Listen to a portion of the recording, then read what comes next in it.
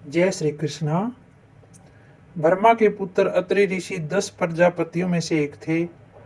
सप्तऋषि मंडल में उनका प्रमुख स्थान था।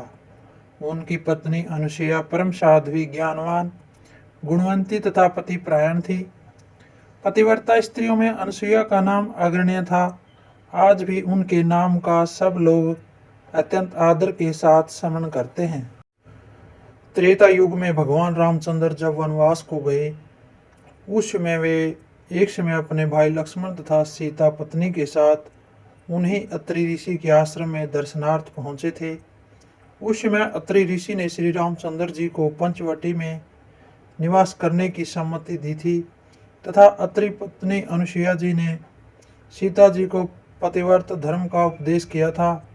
तत्पश्चात उन्होंने सीता जी की मांग में सिंदूर भरकर उन्हें एक ऐसी माला पहनाई थी जिसके फूल कभी न मुरझाएं तथा उन्हें एक ऐसा वस्त्र दिया था जो सदैव उज्ज्वल बना रहे।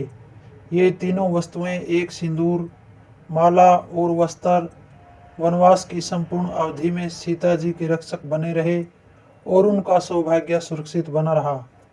एक समय की घटना है कि अत्रि ऋषि ने भजन पूजन से निर्वृत्त होकर अनुसुईया से पीने के लिए पानी मांगा।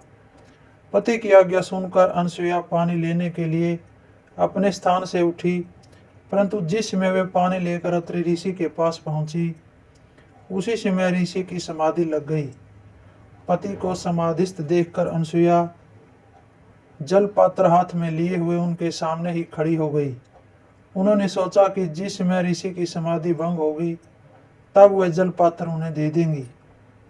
समाधिस्थ अवस्था में किसी प्रकार की रोका टोकी को महापाप समझकर अनुसुईया मौन खड़ी रही।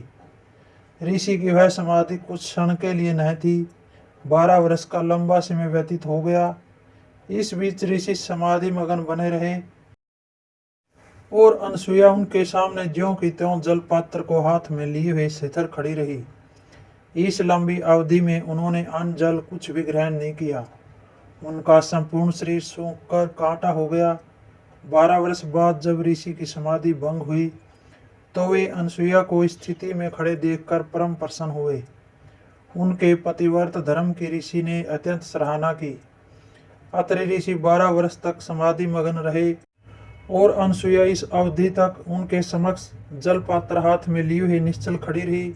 यह समाचार तीनों लोकों में फैल गया। ब्रह्मलोक, विष्णुलोक तथा कैलाश पर्वत पर अनुसुईया के इस तप की सर्वत्र भारी प्रशंसा की जाने लगी। लोग कहने लगे कि त्रिलोकी में सती स्त्रियां तो बहुत हैं, परंतु अनुसुईया उन सब में श्रेष्ठ है।